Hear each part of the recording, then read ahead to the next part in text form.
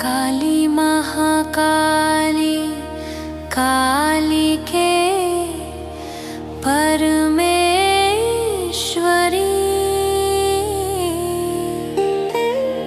सर्वानंदकरी देवी नारायणी नमोस्तुते।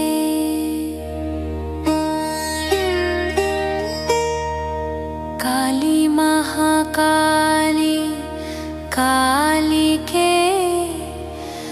এবার আমি আপনাদের আমার দেখা মধ্যমগ্রামের আরেকটি সেরা পুজো মণ্ডপ পরিদর্শন করাবো।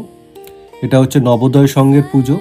এটি মধ্যমগ্রাম স্টেশনের খুব কাছেই।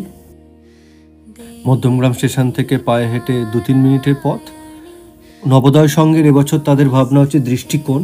তো আপনারা মণ্ডপে প্রবেশ করেই দেখতে পাবেন শুরুতেই একটা বড় চোখ রয়েছে এবং নিচের দিকেও কিন্তু একটা ভার্টিক্যাল চোখও রয়েছে এবং একটা হরাইজন্টাল চোখ রয়েছে এবং এখানে লেখা রয়েছে দৃষ্টিকোণ। তাদের ভাবনাটাকে তুলে ধরেছে তারা এবং নিচের চোখটা কিন্তু তারা বাঁশ কঞ্চি দিয়ে খুব সুন্দরভাবে ফুটিয়ে তুলেছে এবং সেখানে আলোর কাজ রয়েছে এবং সেখানে একটা স্ক্রিনও রাখা রয়েছে, সেখানে কিন্তু ডিসপ্লে হচ্ছে। এখানে তারা বিভিন্ন বার্তা তাদের দিয়েছে তাদের পূজা মণ্ডপে। বিভিন্ন মানুষের যে বিভিন্ন দৃষ্টিকোণ সেটাকেই তারা ফুটিয়ে তুলেছে। যেমন এখানে দেখুন লেখা রয়েছে রাতে ঢাকের তালে নাচ না দিলে পুজো অসম্পূর্ণ। এরকম বিভিন্ন মানুষের বিভিন্ন চিন্তাভাবনা দৃষ্টিকোণ সেটাকেই তুলে ধরেছে। দুপুরে ঠাকুর দেখে রাতে আড্ডা জমবে, এরকম বিভিন্ন মানুষের যে বিভিন্ন দৃষ্টিভঙ্গি তারা তুলে ধরেছে। ছুটি একেবারেই কম, তবু প্যান্ডেল হপিং বাদ পড়বে না। চল প্যান্ডেল থেকে খিচুড়ি খেয়ে আসি, আমরা অনেকেই বলে থাকি। আজ বাস ভাড়া গুনতে গুনতে হাত ব্যথা। আজ থেকে 1 মাস পুজোর ছুটি, কি মজা। বাচ্চারা যেমন বলে থাকে পুজোর ছুটি পড়ল। তো শুধু তারা সেই বার্তা নয়, সাথে কিন্তু এখানে বিভিন্ন রকম আর্টও তারা ফুটিয়ে তুলেছে লেখার সাথে সাথে তাদের বার্তা বিভিন্ন দৃষ্টিভঙ্গির সাথে সাথে। পুজো এবার অনেক কাজ, মজুরি ভালোই হবে। দাদা পুজোর বাজার ভালো থাকলে এই বছর দোকানটা সারাবে। এরকম বিভিন্ন মানুষ যে চিন্তা ভাবনা করে থাকে পুজোর ওপর বেস করে যাদের জীবনযাপন। তারপর আমরা যেমন বলি বাবা কলকাতা যাচ্ছি, অনেক ঠাকুর দেখবো, এবার পুজোতে আমি ওই জামাটাই কিনবো। তো এরকম তারা তাদের ভাবনা তাদের বিভিন্ন মানুষের দৃষ্টিভঙ্গি তুলে ধরেছে। এখানে দেখুন একটা চোখকে সুন্দরভাবে ফুটিয়ে তুলেছে তারা এবং ধীরে ধীরে মূল মণ্ডপে আমরা প্রবেশ করছি এবং এখানে মণ্ডপের দেওয়ালে দেখতে পাচ্ছেন যে বিভিন্ন রকম কাজ রয়েছে, কিন্তু বিভিন্ন রকম চিত্র অঙ্কন করা রয়েছে। চিত্রশিল্পীদের তাদের প্রতিভা প্রকাশ পাচ্ছে এখানে এবং সাথে পারফেক্ট লাইট কম্বিনেশন। এবার রাত জেগে কাজ করতে হবে, ক্রেতা কমবে না। এরকম আমরা যেমন বিভিন্ন মানুষ ভেবে থাকে পুজোর আগে এই পুরোনো দিনের মতো জানলা দরজা এখানে তারা কিন্তু ফুটিয়ে তুলেছে। এখানে একটা ব্যালকনিও ফুটিয়ে তুলেছে তারা,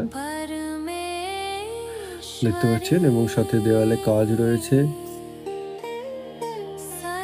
থিমটা খুব ভালো, লড়াই করব, আজ রাতে সারা রাত আড্ডা মারবো। এরকম আমরা যেমন পুজোর সময় বলে থাকি বন্ধু বান্ধব মিলে আড্ডা দেবো। এখানে কিন্তু ঢাকের তালে এবং খুব সুন্দরভাবে একটা চিত্রাঙ্কন করা রয়েছে দেওয়ালে, সাথে ঢাক কাসর বাজছে যেমন পুজোর মণ্ডপে হয়। এবার পুজোতে অনেক বাজি ফাটাবো, আমরা যেমন কালী পুজোতে বলে থাকি।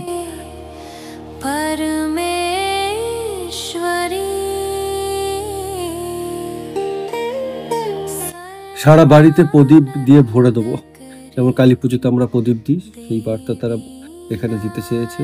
পুজোর 10 দিনে 10টা জামা কিনেছে এবং ছোটো বাচ্চারা যেমন বলে থাকে এবং সেখানে সেটা দেখাচ্ছে কিন্তু ফুটিয়ে তুলেছে তারা এবং হাতে বেলুন নিয়ে বাচ্চা ছেলেমেয়েরা যেভাবে পুজোর মেলাতে গিয়ে খেয়ে নেয় সেটাই এখানে তারা দৃষ্টিভঙ্গি তাদের দেখাতে চেয়েছে। তো বিভিন্ন মানুষ ছোট থেকে বড় তাদের যে বিভিন্ন চিন্তাভাবনা পুজোর সময় হয়ে থাকে সেগুলি তারা তুলে ধরেছে।